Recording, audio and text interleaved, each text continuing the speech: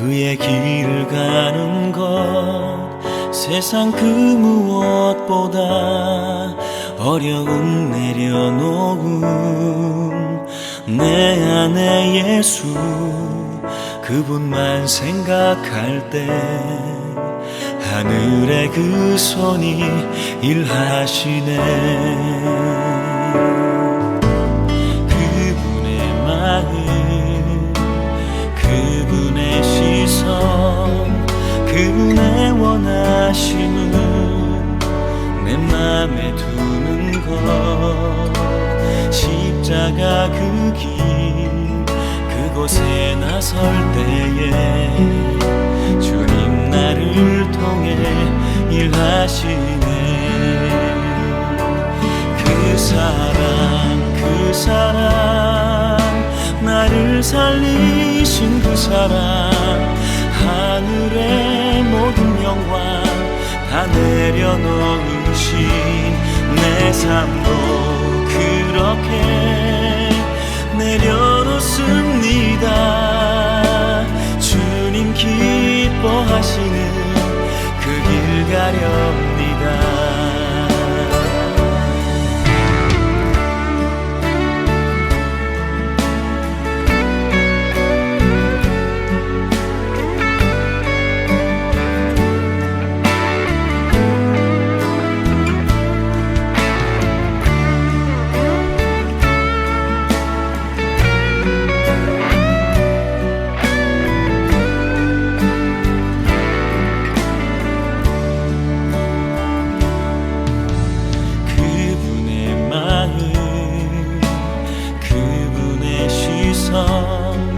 그분의 원하심은 내 맘에 두는 것 십자가 그 길 그곳에 나설 때에 주님 나를 통해 일하시네.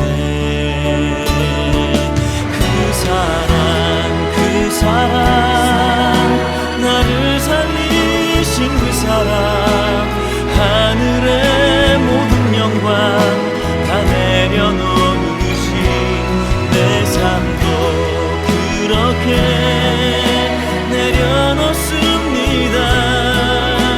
주님 기뻐하시는 그 길 가렵니다. 나를 향한 그 사랑 온 땅을 덮고 나를 주님의 길로 인도해 주시네.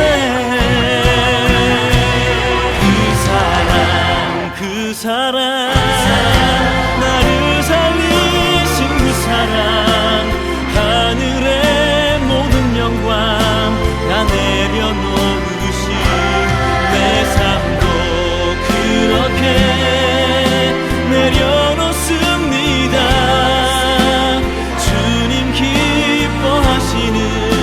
그 길 가렵니다.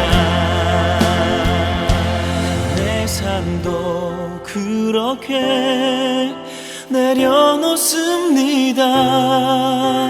주님 기뻐하시는 그 길 가렵니다.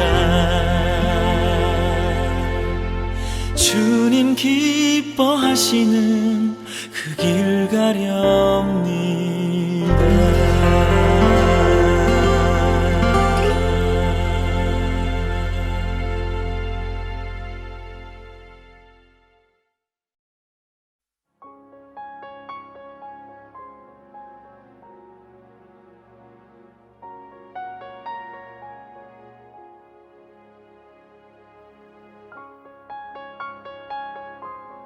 여호와께서 애굽 땅에서 모세와 아론에게 일러 말씀하시되 이 달을 너희에게 달의 시작 곧 해의 첫 달이 되게 하고 너희는 이스라엘 온 회중에게 말하여 이르라. 이 달 열흘에 너희 각자가 어린 양을 잡을지니 각 가족대로 그 식구를 위하여 어린 양을 취하되 그 어린 양에 대하여 식구가 너무 적으면 그 집의 이웃과 함께 사람 수를 따라서 하나를 잡고 각 사람이 먹을 수 있는 분량에 따라서 너희 어린 양을 계산할 것이며 너희 어린 양은 흠없고 1년 된 수컷으로 하되 양이나 염소 중에서 취하고 이달 19날까지 간직하였다가 해질 때에 이스라엘 회중이 그 양을 잡고 그 피를 양을 먹을 집 좌우 문설주와 인방에 바르고 그 밤에 그 고기를 불에 구워 무교병과 쓴 나물과 아울러 먹되 날것으로나 물에 삶아서 먹지 말고 머리와 다리와 내장을 다 불에 구워 먹고 아침까지 남겨두지 말며 아침까지 남은 것은 곧 불사르라. 너희는 그것을 이렇게 먹을지니 허리에 띠를 띠고 발에 신을 신고 손에 지팡이를 잡고 급히 먹으라. 이것이 여호와의 유월절이니라. 내가 그 밤에 애굽 땅에 두루 다니며 사람이나 짐승을 막론하고 애굽 땅에 있는 모든 처음 난 것을 다 치고 애굽의 모든 신을 내가 심판하리라. 나는 여호와라. 내가 애굽 땅을 칠 때에 그 피가 너희가 사는 집에 있어서 너희를 위하여 표적이 될지라. 내가 피를 볼 때에 너희를 넘어가리니 재앙이 너희에게 내려 멸하지 아니하리라. 아멘. 여러분, 5월을 시작하는 첫날입니다. 5월은 어린이날, 어버이날, 부부의 날이 있어서 가정의 달이라고도 부르지요. 이에 가정의 달을 시작하는 첫날, 하나님 앞에 예배하는 모든 가정마다 사랑과 신뢰를 잃어버린 부부가 회복되고 부모 자녀 간에 깊이 패였던 골이 메워지고 형제 간에 막혔던 담이 있다면 그 모든 것이 무너짐으로 하나님의 은혜와 사랑이 가득한 축복의 한 달이 되기를 주님의 이름으로 축원합니다. 오늘 본문은 이제 하나님께서 애굽의 10번째 재앙을 준비하시는 장면입니다. 그런데 여러분, 하나님이 이스라엘 백성들을 출애굽시킨 목적이 여러분 무엇이라고 했습니까? 하나님은 이스라엘 백성을 예배하는 공동체, 하나님만 의지하고 하나님만 섬기는 공동체를 만들기 위해서 출애굽을 시작하셨습니다. 이를 위해 하나님께서는 애굽의 문화에 물들어 헛된 우상을 의지하며 살아가는 이스라엘에게 10가지 재앙을 보여주심으로 그들이 의지하는 그 세상의 것이 얼마나 무익하고 얼마나 무능한지를 알게 하시는 것입니다. 마찬가지로 하나님은 오늘 우리에게도 하나님만 섬기고 하나님만 예배하는 인생 만드시려고 우리의 삶에 똑같이 간섭하실 것입니다. 그것이 때로는 우리 인생에 불어오는 풍랑처럼 느껴지지만 여러분, 그것은 우리 하나님의 사랑이라는 것을 기억하셔야 합니다. 그런데 그런 하나님의 놀라운 역사 앞에 어리석은 바로가 그랬던 것처럼 우리 또한 그런 풍랑을 겪으면서 우리 손에 쥔 것을 끝까지 포기하지 못할 때가 많지요. 그래서 정복하고 다스리고 누려야 할 세상 앞에 오히려 그 세상 앞에 쩔쩔매고 두려워하며 세상의 것에 집착하며 살더라는 겁니다.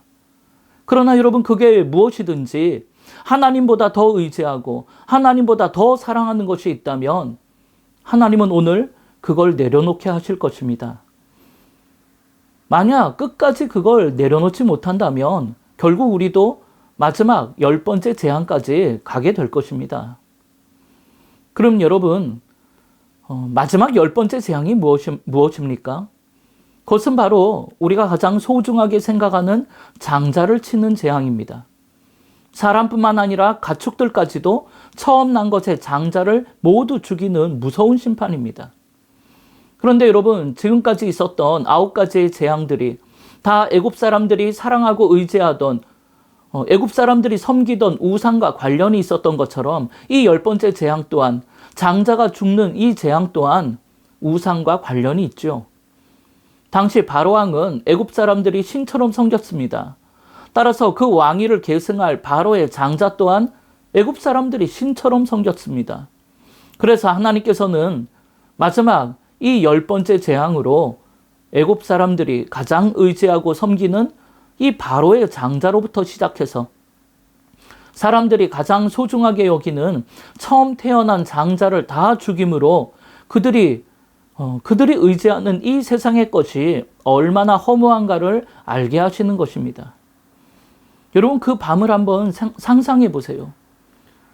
우리가 읽은 본문 밑에 출애굽기 12장 29절 30절을 보면 여러분 그 밤에 죽임당하지 않은 집이 하나도 없다고 했습니다.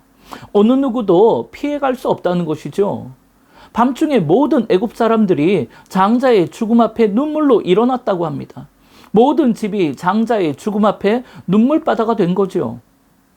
그런데 그렇게 모든 집에 장자가 죽어나가는 이 슬픔의 재앙 속에서 이스라엘 백성들은 하나님의 말씀대로 어린 양을 잡아 그 피를 문설주와 임방에 바름으로 이 심판을 면하게 되었고, 이 심판이 우상을 섬기는 애굽 사람들에게는 슬픔의 밤이었겠지만 이스라엘 백성들에게는 해방과 구원을 알리는 소망의 밤이 된 거죠.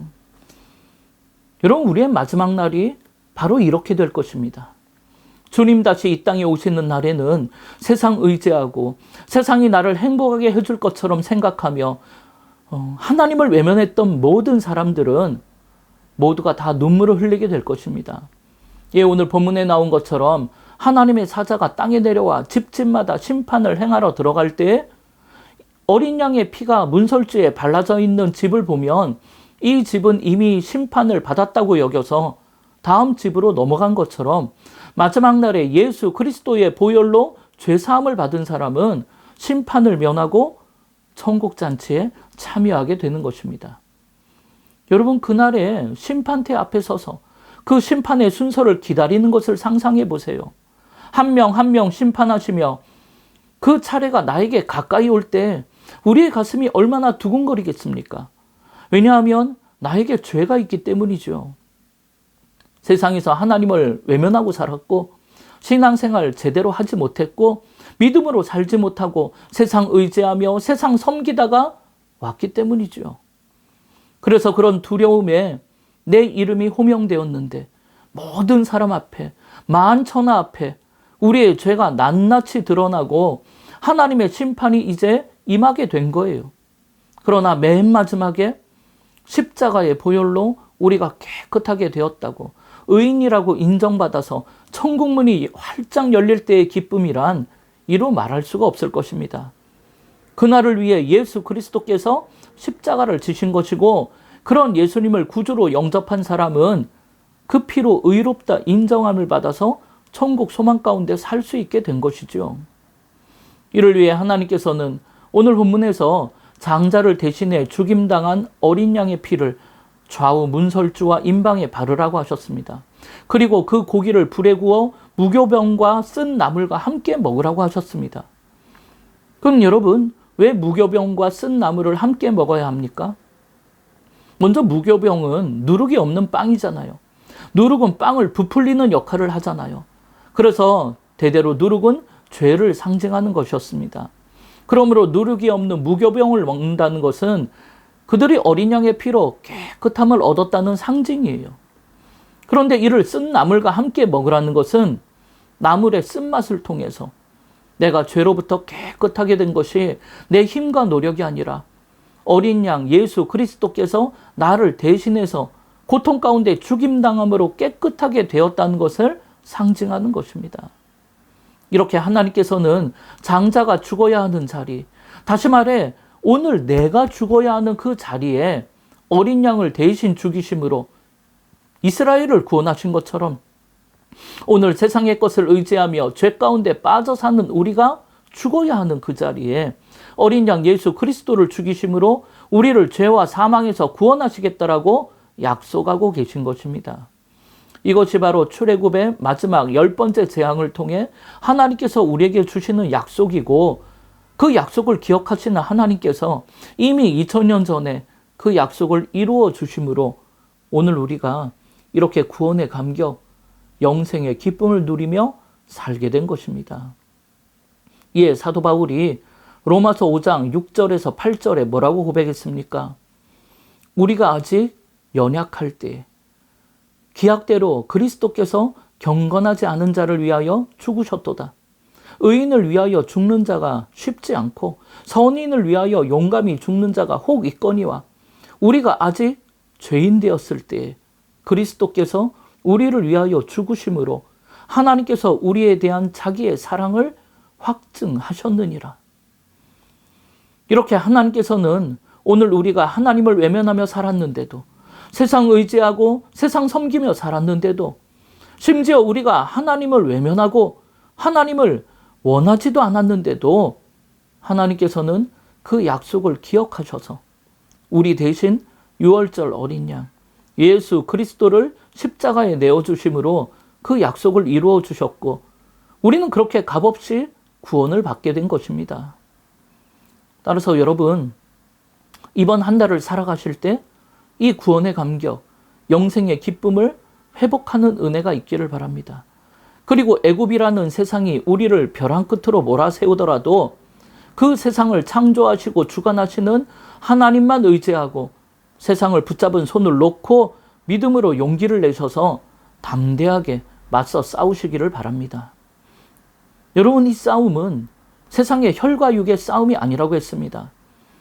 악한 영들과의 영적인 싸움이라고 했습니다.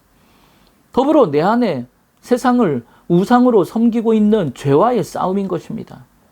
그러니까 자꾸만 이것을 세상의 혈과 육의 싸움, 누가 세상에서 더 많은 것을 가졌느냐의 싸움으로 끌고 가신다면 여러분, 우리는 이 싸움에서 승산이 없습니다.